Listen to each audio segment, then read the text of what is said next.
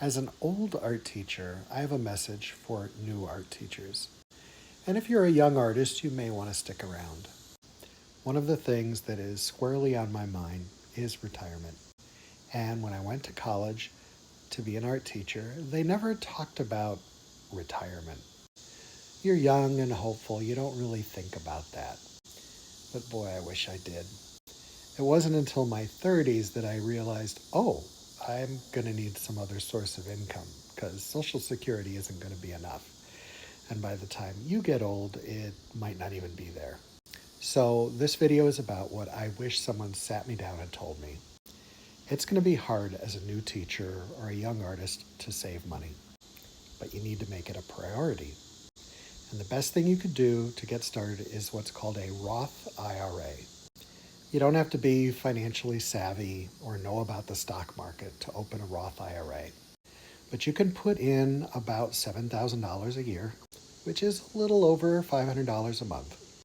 Yeah, sounds like a lot. But do what you can, even if it's just $10. And just because you open a Roth IRA doesn't mean anything's happening. You have to designate where that money is going to go. You don't want to buy stocks.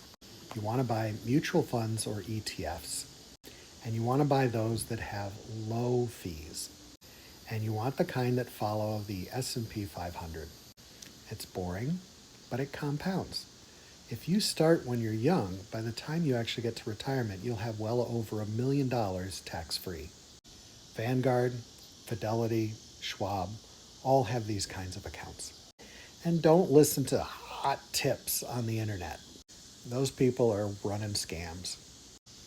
If you are lucky enough to max out your Roth IRA, then you want to look into opening another kind of account. If you're a teacher, you can open up a 403B. And with that, you can put away more than $20,000 a year. God bless you if you can do it. But maybe if you're married, one of you can be using the money of your income for investments and live off of the other income.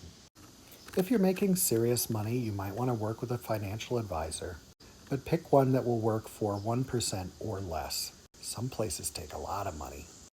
One thing I had to think about was, do I pay off my house as I get close to retirement? It'd be great not to have a mortgage. But my current mortgage is at 2.5%. And if I put money in the market, I can earn 7 to 12%. So where should I be putting my money? Towards my mortgage or towards investments? Yeah, it's not always an easy answer. And remember, cars are never an investment.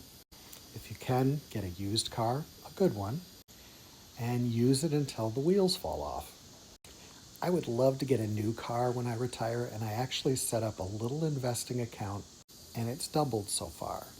And by the time I'm ready for retirement, I can zero out that account and use cash to pay for my, retirement car. There are other things you can do as an art teacher to have what I call streams of income.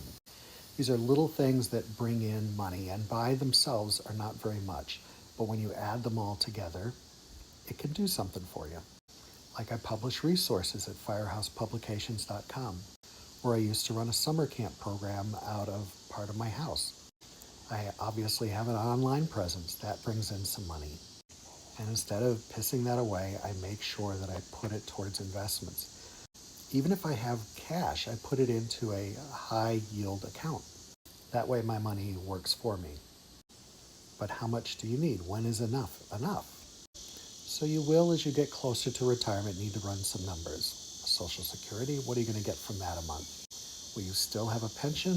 What are you going to get from that a month?